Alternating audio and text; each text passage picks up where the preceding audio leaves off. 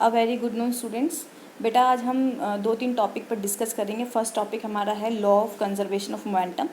आप सभी को पता है कि law of conservation of momentum means total momentum before collision is equal to the total momentum after collision, और in other words we can say that कि total momentum of the system remains conserved. इसमें हमें क्या prove करना है? इसमें हमें prove करना है कि जो टोटल मोमेंटम होता है कोलिजन से पहले m1u1 प्लस m2u2 वो इक्वल होता है after the collision, the total momentum after the collision, that is m1v1 m2v2।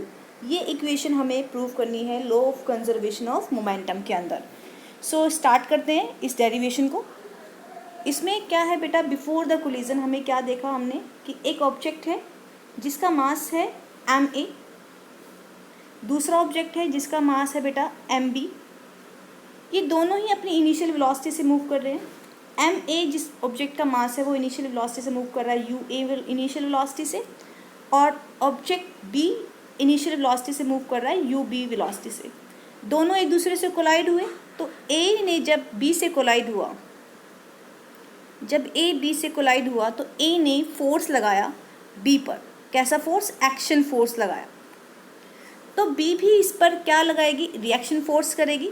b इस डायरेक्शन में रिएक्शन फोर्स देगी, फोर्स b a।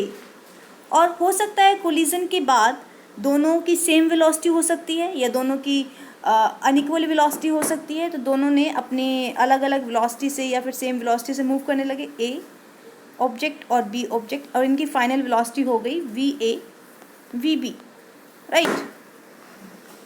सो आपको पता है बॉल ए का मास ma है, इसकी इनिशियल वेलोसिटी ua है, इसका इनिशियल वेलोसिटी ua है, फाइनल वेलोसिटी इसकी va है।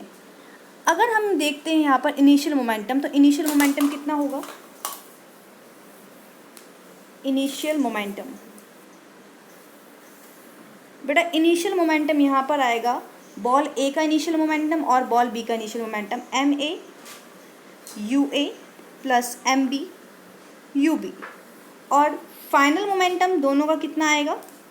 फाइनल मोमेंटम अगर मैं लिखती हूँ यहाँ पर, तो दोनों को आएगा m a v e plus m b v b, right. So इस डेरिवेशन को प्रूव करते हैं। क्या है प्रूफ? थर्ड इक्वेशन, जो थर्ड लॉ ऑफ मोशन है वो क्या कहता है कि जितना फोर्स a लगा रहा है b पर, उतना ही फोर्स b लगाएगा a पर, बट अपोजिट डायरेक्शन में, राइट। सो यहाँ पर आप देखो, यहाँ पर किसने फोर्स लगाया? a ने फोर्स लगाया b पर, तो यहाँ फॉर्मूला होगा, फोर्स का फॉर्मूला ma, a ने लगाया b पर तो ma मास a का होगा, एक्सेलरेशन भी a का होगा, माइनस इस वाले में फोर्स कौन लगा रहा है? b लगा रहा है a पर, तो यहाँ मास होगा b का और उसी का क्या होगा? Acceleration, right. ओके, सो अब हम क्या करेंगे? एक्सेलरेशन सभी को पता है, एक्सेलरेशन का फॉर्मूला होता है v minus U by T. So आपने लिखा है ma, यहाँ लिखेंगे va minus U A by T is equal to minus M B लिखा। Acceleration of b means vb minus U B divided by T. T से बेटा T cut जाएगा, और जब आप इसको ओपन करोगे ब्रैकेट को, तो आपको कुछ ऐसा मिलेगा, M A V A minus M A U A is equal to minus M B U B, minus minus plus हो गया यहाँ पर, प्लस एम, ये v है, M B U B, right. Initial terms सारी एक साइड चली जाएगी और फाइनल टर्म सारी एक साइड। तो हम क्या करते हैं, ये जो फाइनल टर्म है हम इसको यहाँ ले आते हैं, और जो ये बेटा इनिशियल टर्म है इसको यहाँ पर ले आते हैं। So we will get M A V A plus M B V B is equal to M B U B, minus है वहाँ जाके प्लस हो जाएगा, plus M A U A, right. So ये हमारा क्या है? फाइनल मोमेंटम, और ये क्या है? Initial momentum. तो यहाँ से हमारी डेरिवेशन प्रूव हो गई कि कोलिजन से पहले का जो इनिशियल मोमेंटम था दोनों का, वो किसके इक्वल होता है? कोलिजन के बाद जो फाइनल मोमेंटम है दोनों का, right. This is the law of conservation of momentum. I hope आपको ये टॉपिक क्लियर हुआ है। बेटा अब पढ़ेंगे हम Newton's third law of motion. What is Newton's third law of motion? Newton's third law of motion, third law of motion. Newton's third law of motion क्या कहता है? Whenever one body exerts a force on another body, the second body exerts on equal and opposite force on the first body। अगर कोई object A B पर force लगा रहा है तो वो कैसा फोर्स होगा? Action force. और B उस पर कैसा फोर्स लगाएगा बेटा? रिएक्शन फोर्स अप्लाई करेगा। बट दोनों ही कैसे होंगे? Equal and opposite. सो हम कह सकते हैं कि जो Newton's third law of motion होता है, इसमें क्या होता है कि every action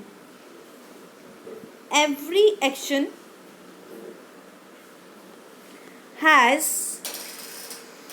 equal and opposite reaction। every action has equal and opposite reaction is known as Newton's third law of motion, is known as Newton's third law of motion। बेटा इसमें कौन कौन से एग्जांपल्स आएंगे Newton's third law of motion में? सो बेटा third law of motion के example में वॉकिंग, लाइक ये एक पर्सन है, जब ये ग्राउंड पर वॉक करेगा तो इसकी जो फुट है ये फोर्स अप्लाई करेगा रोड को, और क्या करेगा? एक्शन फोर्स देगा। और इसी के अपोजिट रोड क्या करेगा बेटा? इसे रिएक्शन फोर्स देगा। और दोनों ही एक्शन रिएक्शन कैसे होंगे? Equal and opposite, equal and opposite, right. So उसके बाद अगर हम देखते हैं स्विमिंग के अंदर, स्विमिंग में क्या होता है कि एक स्विमर जो होता है, एक स्विमर जो है बेटा वो क्या करता है? वाटर को पुश करता है पीछे की तरफ। तो स्विमर ने कैसा फोर्स लगाया बेटा? एक्शन फोर्स लगाया। उसी के अपोजिट वाटर उस पर कैसा फोर्स लगाती है? Reaction force. तो ये दोनों ही जो एक्शन फोर्स है और जो रिएक्शन फोर्स है, दोनों ही क्या होते हैं? Equal and opposite reaction. Third example हम यहाँ पर देखेंगे कि recoil of gun. Recoil of gun में क्या ऑब्जर्व करोगे आप? Recoil of gun, recoil of gun में आप ऑब्जर्व करेंगे कि ये गन है, राइट। सो यहाँ पर बुलेट का बाहर निकलना, जब हम रिकॉयलिंग करते हैं तो वो कैसा फोर्स है? Action force. एक्शन फोर्स लगाया है हमारा फॉरवर्ड डायरेक्शन में, उसी के अपोजिट गन हमारी पीछे की तरफ जाएगी, तो रिएक्शन फोर्स है बैकवर्ड डायरेक्शन में। दोनों ही क्या है? इक्वल एंड अपोजिट, राइट बेटा। फिर फोर्थ एग्जाम्पल हम यहाँ लेंगे jet planes, rockets, jet planes. Jet plane भी किसको फॉलो करते हैं? Newton's third law of motion को फॉलो करते हैं। कौन? Jet planes Newton's third law of motion को फॉलो करते हैं। ठीक है बेटा, ये था हमारा third law of conservation of momentum. Yes, next topic is your animal tissue. So animal tissue में हम पढ़ेंगे first is epithelial tissue. Which one? Epithelial tissue. बेटा एपिथेलियल टिश्यू जो होता है, it's a covering and protective tissue in the animal body. ये कैसा है epithelial tissue? Epithelial tissue, epithelial tissue, it is the covering and protective tissue in the animal body are called epithelial tissue। epithelial tissue के examples हैं skin, the lining of mouth, the lining of mouth, the lining of blood vessels, the lining of blood vessels, lung alveoli, lung alveoli, and kidney tubules, and kidney tubules। ये सारे किससे बनते हैं बेटा? Epithelial tissue से बनते हैं। Epithelial tissues जो होते हैं वो टाइटली पैक्ड होते हैं और कंटिन्यूस शीट फॉर्म में होते हैं। ठीक है, इसके टाइप्स में आपको पता होगा कि इसमें एक फर्स्ट होता है एपिथेलियल टिश्यू में squamous, simple squamous epithelial tissue. Simple squamous epithelial tissue. बेटा सिंपल स्क्वैमस एपिथेलियल टिश्यू में एग्जाम्पल्स हैं इन cells lining blood vessels, simple squamous epithelial tissue in cell lining blood vessels और लंग एल्वेली। ये किसके example है बेटा? Simple squamous epithelial tissue. उसके बाद अगर हम देखते हैं यहाँ पर कि जो हमारे इसोफेगस होता है, the lining of mouth also covered with squamous epithelial tissue. lining of our mouth, lining of the mouth, lining of mouth, esophagus, ये कवर होते हैं किससे? स्क्वामस एपिथेलियल टिश्यू से, स्क्वामस एपिथेलियल टिश्यू से। ठीक है। स्किन जो होती है, skin epithelial cells are arranged in many layers to prevent wear and tear. They are arranged in a pattern of layers is called stratified squamous epithelial tissue. उसके बाद अगर हम देखते हैं यहाँ पर कॉलमनार, कॉलमनार में सभी को पता है जिसकी शेप पिलर लाइक होती है, ऐसे एपिथेलियल टिश्यू को कॉलमनार एपिथेलियल टिश्यू कहते हैं।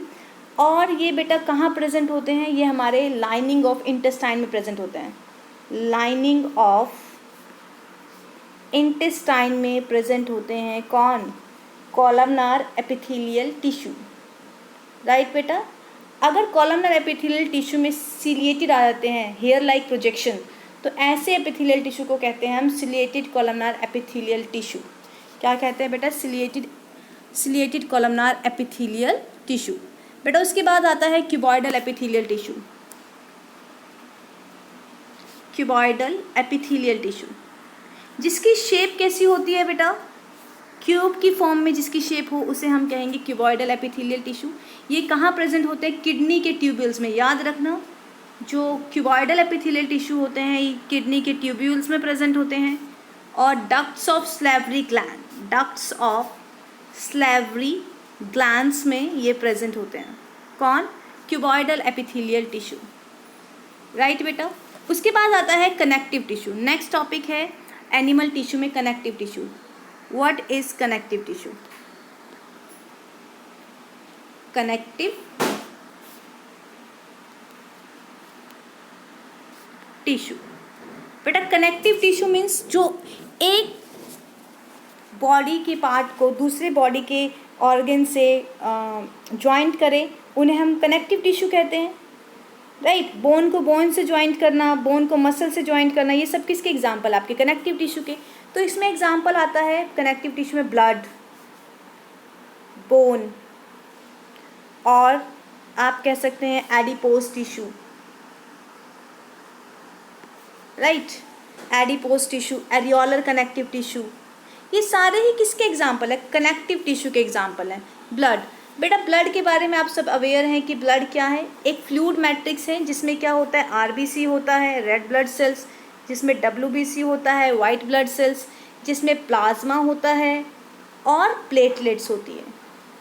प्लेटलेट्स सबको पता है कि जो प्लेटलेट्स होती हैं, प्लेटलेट्स हमारे ब्लड को क्लॉट करने में हेल्प करता है। क्या करने में हेल्प करता है? ब्लड को क्लॉट करने में हेल्प करता है। और जो ब्लड होता है ये क्या है? इसका फंक्शन क्या है बेटा? ये फ्लो करता है, ट्रांसपोर्ट करता है किसको? गैसेस को ट्रांसपोर्ट करता है, वेस्ट मटेरियल को ट्रांसपोर्ट करता है to different parts of the body. Next connective tissue है बोन। कौन सा टिश्यू? बोन। बेटा बोन क्या है? कनेक्टिव टिश्यू है जो पूरी बॉडी को क्या देता है? एक फ्रेमवर्क प्रोवाइड करता है। पूरी बॉडी को ये फ्रेमवर्क प्रोवाइड करता है, सपोर्ट प्रोवाइड करता है उसको। राइट।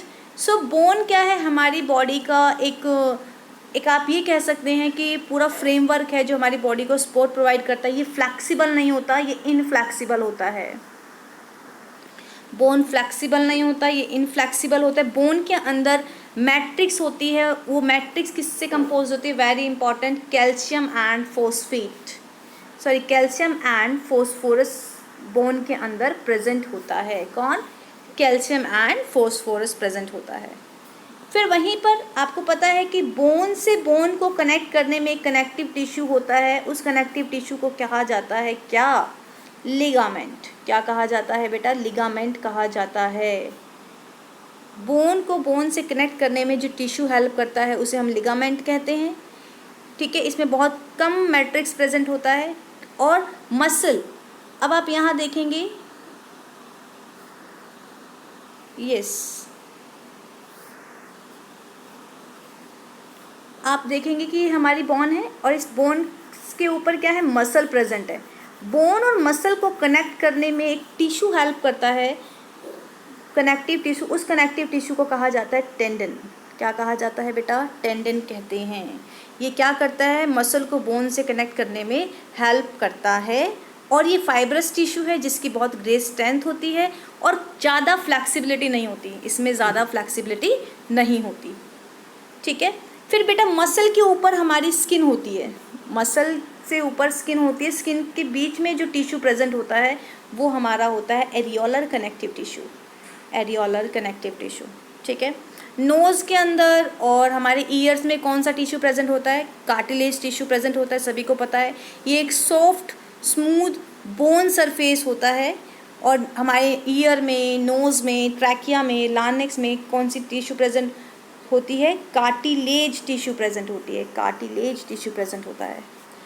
आई होप ये पॉइंट आपको क्लियर हो गया होगा।